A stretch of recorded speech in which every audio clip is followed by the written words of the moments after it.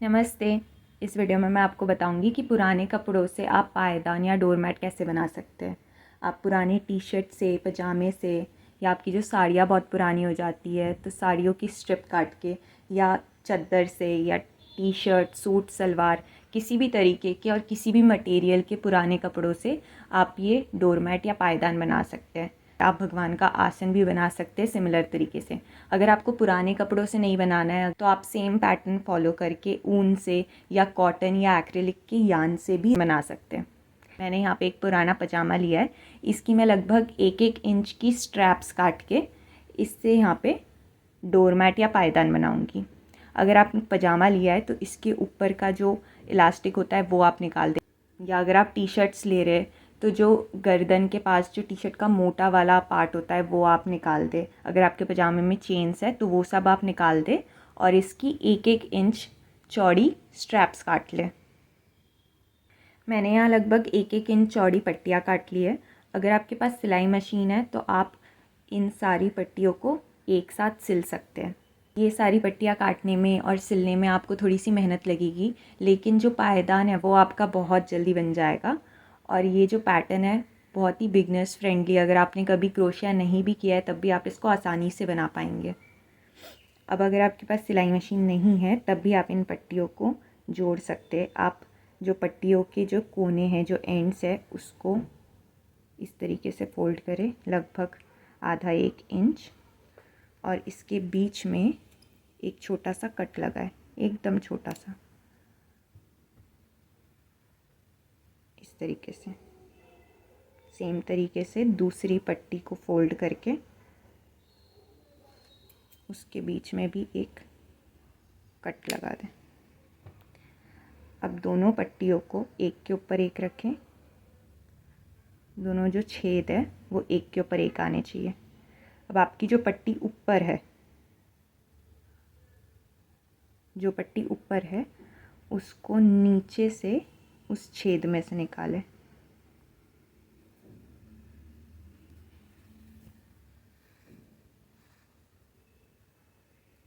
इस तरीके से भी आप दो पट्टियों को ज्वाइन कर सकते हैं। सिमिलरली आप सारी पट्टियों को ऐसे ज्वाइन कर सकते हैं। ये जो ज्वाइन है ये निकलेगा नहीं, खुलेगा नहीं। सेम तरीके से आप सारी पट्टियाँ काट के उनको ज्वाइन कर लें। मैंने यहाँ सारी पट्टियों को जोड़ लिया है और उसका एक ऐसा गोला बना लिया है ताकि काम करते वक्त आसानी हो। इसके साथ मैं यहाँ पे 8 mm का क्रोशे हुक यूज़ कर रही हूँ। अगर आपका कपड़ा इससे पतला है या आपकी पट्टियाँ इससे थोड़ी पतली बनी है तो आप उसके हिसाब से क्रोशे हुक यूज़ करें। सबसे पहले हम एक मैजिक सर्कल बनाएंगे। मैजिक सर्कल बनाने के लिए 2-3 इंच कपड़ा छोड़ दें। उसके बाद इससे एक गोला बनाएं। गोले के अंदर से हुक को लेके जाए, हुक से आगे वाला कपड़ा पकड़ के सर्कल से निकालें। ये आपका मैजिक सर्कल बन गया। अब आप आगे वाले कपड़े को पहली उंगली से पकड़ लें ताकि इसमें सही टेंशन बनी रहे। यहाँ पे हम 2 चेन बनाएंगे। चेन बनाने के लिए हुक को कपड़े के नीचे से लेके गए, हुक में कपड़ा फंसा के हुक पे जो लूप था उससे निकाला। इसी तरीके से एक और चेन बनाएंगे। अब हम इस गोले में, इस मैजिक सर्कल में 8 डबल क्रोशे बनाएंगे। डबल क्रोशे स्टिच बनाने के लिए हुक पे एक बार कपड़े को लपेटे, हुक को सर्कल के अंदर डाले, हुक को वापस कपड़े के नीचे से लेके गए, हुक में कपड़ा फंसा के लेके उस सर्कल से निकाला। अब आपके हुक पे 3 लूप है। कपड़े को पहले 2 लूप से निकाला और फिर कपड़े को 2 लूप से निकाला। ये आपका पहला डबल क्रोशे बन गया। अगर आप अभी बिगनर है, क्रोशिया आपने अभी अभी करना स्टार्ट किया है, आपको क्रोशिया की स्टिचेस बनाना नहीं आती, तो मैं वो वाला ट्यूटोरियल यहाँ पे लिंक कर दूँगी, आप जाके वो ट्यूटोरियल भी देख सकते हैं। ये जो हमारा पहला डबल क्रोशिया बना है इसको आप मार्क कर दें, या तो इसमें स्टिच मार्कर लगा दें या फिर आप मेरी तरह यहाँ पे एक सेफ्टी पिन लगा दें,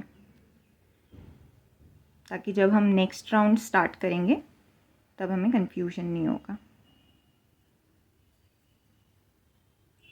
इसी तरीके से इसमें हम 7 डबल क्रोशे और बनाएंगे। हुक पे कपड़े को लपेटा, सर्कल के अंदर हुक को डाला, हुक में कपड़ा फंसा के लेके आए। अब आपके हुक पे 3 लूप है। पहले 2 लूप से निकाला कपड़े को और फिर 2 लूप से निकाला। सिमिलर तरीके से मैंने सर्कल में टोटल 8 डबल क्रोशिया बना लिए। इसको काउंट करने के लिए अगर आप ऊपर से देखेंगे तो आपको एक स्टिच एक वी की तरह दिखेगा। तो ये हमारी पहली स्टिच थी, हमने मार्क की थी। तो 1 2 3 4 5 6 7 और ये 8। तो टोटल फर्स्ट राउंड में हमारे 8 डबल क्रोशिया। अब सर्कल को क्लोज करने के लिए जो आपका बचा हुआ धागा था उसको पकड़ के खींच लें।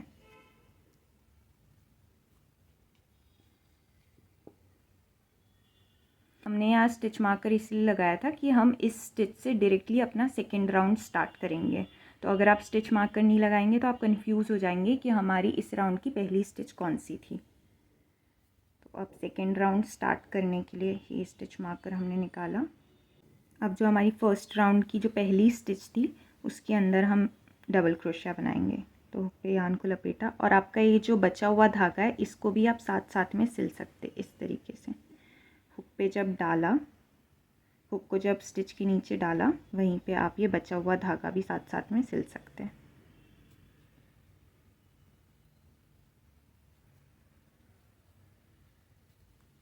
यह हमारा सेकेंड राउंड का पहला डबल क्रोशिया बना। इसको भी आप स्टिच मार्कर से मार्क कर लें। सेम स्टिच में हम एक और डबल क्रोशिया बनाएंगे।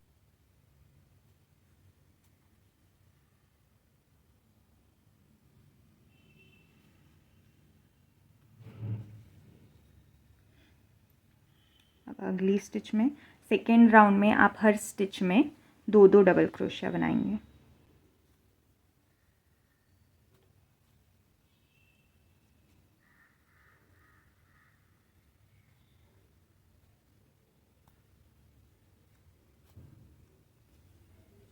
सेम स्टिच में एक और डबल क्रोशिया बनाएंगे।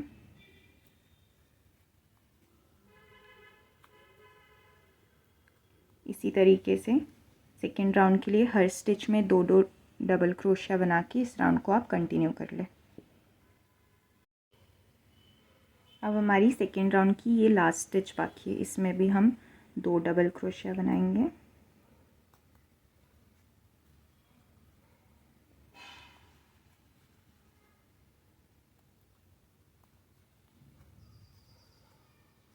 हमारे फर्स्ट राउंड में 8 डबल क्रोशिया थे। हमने हर स्टिच में 2 डबल क्रोशिया बनाए। तो आपके सेकेंड राउंड के कंप्लीशन पे टोटल 16 डबल क्रोशिया आना चाहिए। आप एक बार सारी स्टिचेस काउंट कर लेना। अब थर्ड राउंड स्टार्ट करने के लिए ये जो हमने मार्क किया था इस स्टिच मार्कर को हम निकालेंगे। ये हमारी सेकेंड राउंड की फर्स्ट स्टिच थी, इसमें हम 1 डबल क्रोशिया बनाएंगे। अब ये हमारे थर्ड राउंड की पहली स्टिच है, तो इसको आप मार्क कर लें। अब जो अगली स्टिच है उसमें हम 2 डबल क्रोशिया बनाएंगे। अगली स्टिच के नीचे हुक को डाला, हुक में यान फंसा के लेके आए। अब आपके हुक पे 3 लूप है। यान को पहले 2 लूप से निकाला, फिर 2 लूप से निकाला। एक और डबल क्रोशिया बनाएंगे सेम स्टिच में।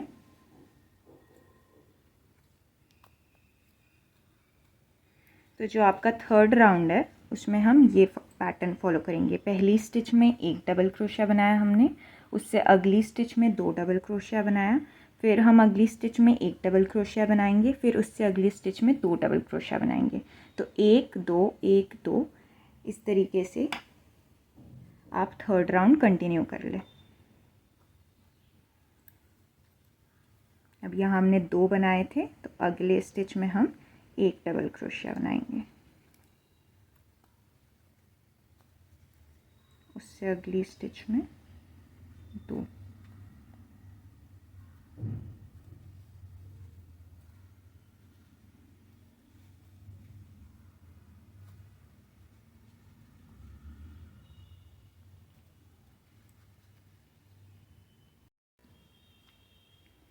थर्ड राउंड यहाँ पे हमारा कंप्लीट हो चुका है। थर्ड राउंड के एंड पे आपकी टोटल 24 स्टिचेस होगी। आप स्टिचेस एक बार काउंट कर लें ताकि आपको समझ में आए कि आपने कहीं कोई स्टिच कहीं पे मिस तो नहीं कर दी, या कहीं 1 डबल क्रोशे की जगह 2 तो नहीं बना दिया, या कहीं एक कम स्टिच तो नहीं बनाई है। तो आप हर राउंड के बाद एक बार स्टिचेस काउंट कर लें। थर्ड राउंड के एंड पे आपकी टोटल 24 स्टिचेस होनी चाहिए। अब हम फोर्थ राउंड स्टार्ट करेंगे। ये जो हमने पहली स्टिच में स्टिच मार्कर लगाया था इसको निकाल दें। फोर्थ राउंड के लिए पहली स्टिच में एक डबल क्रोशिया बनाएं।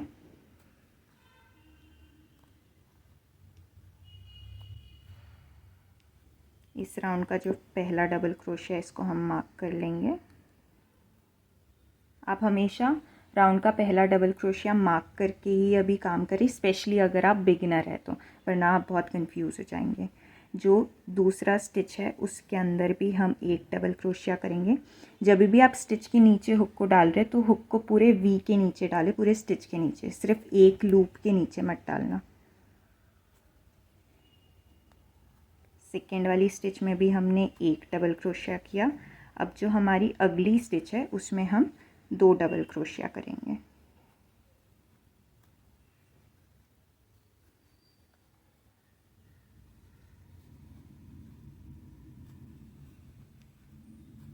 तो फोर्थ राउंड के लिए हम क्या पैटर्न फॉलो कर रहे हैं, जो पहली स्टिच थी उसमें हमने एक डबल क्रोशिया किया, ये हमारी पहली स्टिच थी। दूसरी स्टिच में भी हमने एक डबल क्रोशिया किया और उससे अगली स्टिच में 2 डबल क्रोशिया। तो फोर्थ राउंड में आप 1 1 2 ये पैटर्न फॉलो करके इस राउंड को कंप्लीट कर लें। तो अगली स्टिच में हम एक डबल क्रोशिया बनाएंगे।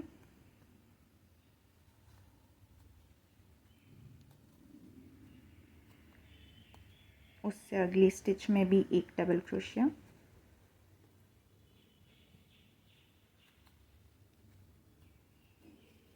और उससे अगली स्टिच में 2 डबल क्रोशिया।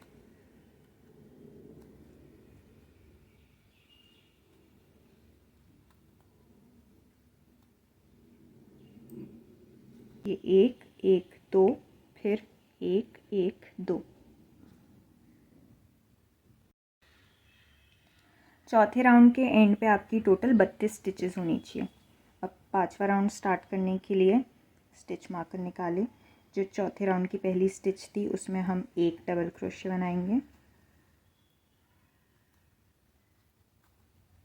ये आपके पांचवे राउंड की पहली स्टिच है, इसको मार्क कर लें।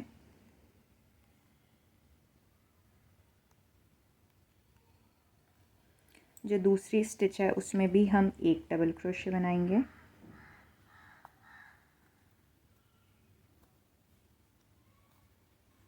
जो तीसरी स्टिच है उसमें भी हम एक डबल क्रोशिया बनाएंगे।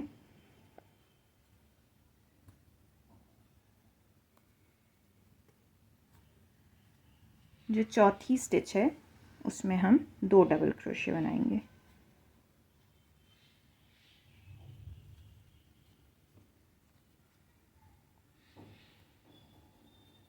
एक, और ये दूसरा डबल क्रोशिया भी उसी स्टिच में।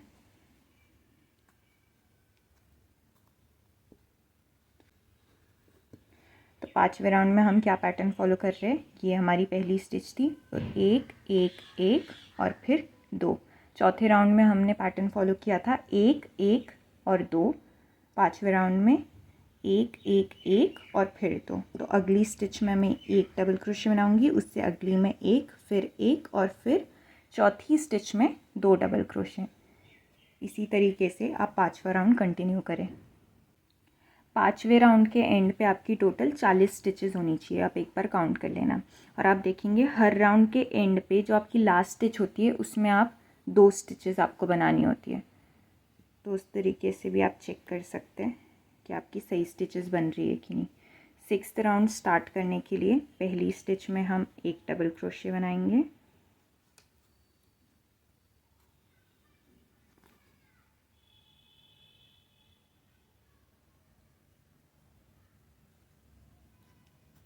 इस पहले डबल क्रोशिया को मार्क कर लें।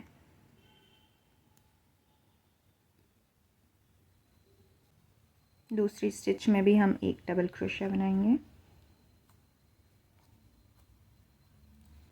तीसरी स्टिच में भी एक डबल क्रोशिया।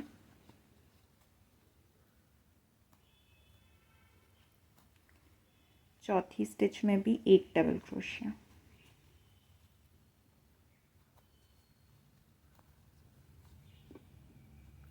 और पांचवी स्टिच में हम 2 डबल क्रोशिया बनाएंगे, ये एक और सेम स्टिच में एक और।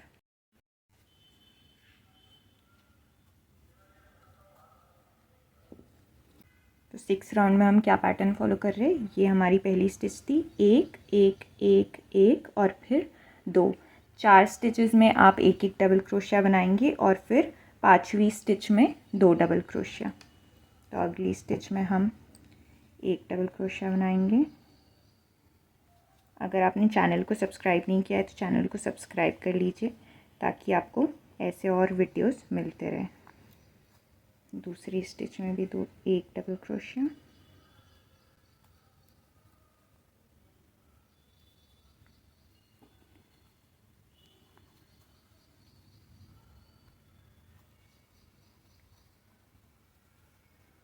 चौथी में भी एक डबल क्रोशिया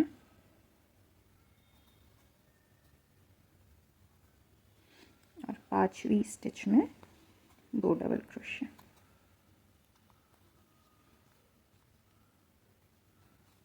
इसी तरीके से आप 6th राउंड कंटिन्यू कर लें।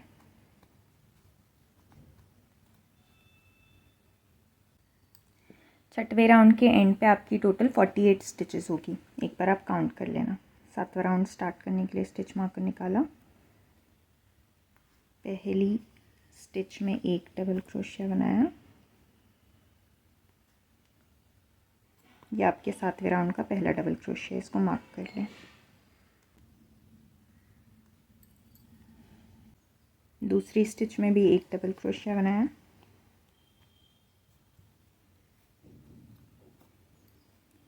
तीसरी स्टिच में भी एक डबल क्रोशिया बनाएंगे,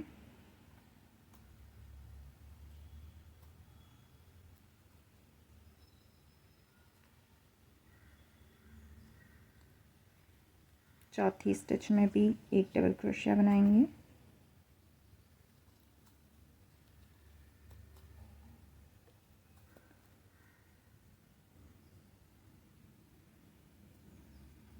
पांचवी स्टिच में भी एक डबल क्रोशिया बनाएंगे,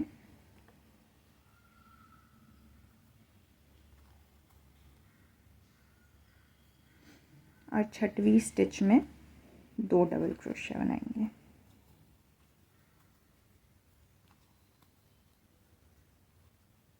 इसी स्टिच में एक और। तो 7वें राउंड के लिए हम क्या पैटर्न फॉलो कर रहे हैं, एक एक एक एक एक 5 बार एक एक डबल क्रोशिया और फिर 2 डबल क्रोशिया। तो अगली 5 स्टिच में आप एक एक डबल क्रोशिया बनाएंगे और फिर छठवीं स्टिच में 2 डबल क्रोशिया। इसी तरीके से आप 7वां राउंड कंटिन्यू कर सकते हैं।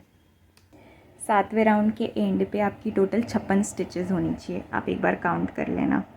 अब मैं इसको यहाँ पे एंड कर रही हूँ, बट अगर आपको इससे और बड़ा बनाना है, तो ये हमारा इतना बड़ा बना है, अगर आपको इससे और बड़ा बनाना है तो आप सिमिलर तरीके से और राउंड स्टिच में ऐड कर सकते हैं।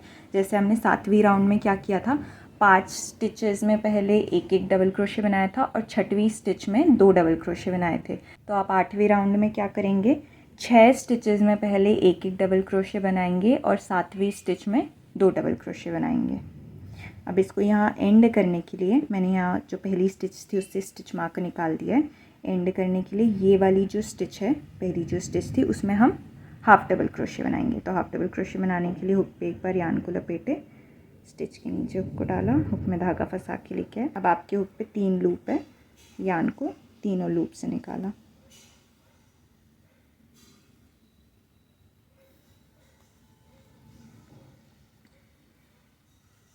उससे अगली स्टिच में हम सिंगल क्रोशे बनाएंगे। तो अगली स्टिच के नीचे हुक को डाला, हुक में यान फंसा के लेके आए। अब आपके हुक पे 2 लूप है, यान को दोनों लूप से निकाला। उससे अगली स्टिच में हम एक स्लिप स्टिच बनाएंगे। तो स्टिच के नीचे हुक को डाला, हुक में यान फंसा के लेके आए। अब आपके हुक पे जो लूप है उससे उस यान को निकाल दिया, ये आपकी स्लिप स्टिच बन गई। अब यहाँ पे एक चेन करके आगे वाला धागा आप काट दें, आगे जो आपका धागा है उसको काट दें और इस तरीके से चेन से निकाल दें। अब आप जो बचा वाला आपका यान है इसको आप कुछ स्टिचेस के नीचे से निकाल दें, इस तरीके से।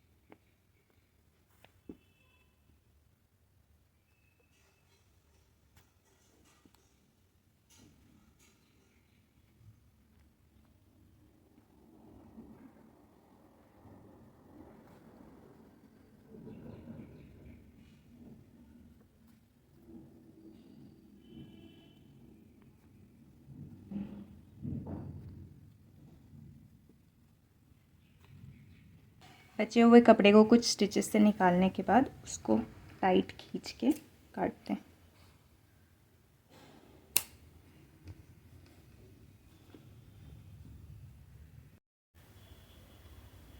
अगर आपको ये वीडियो अच्छा लगा हो तो प्लीज़ लाइक करें, शेयर करें और चैनल को सब्सक्राइब कर ले।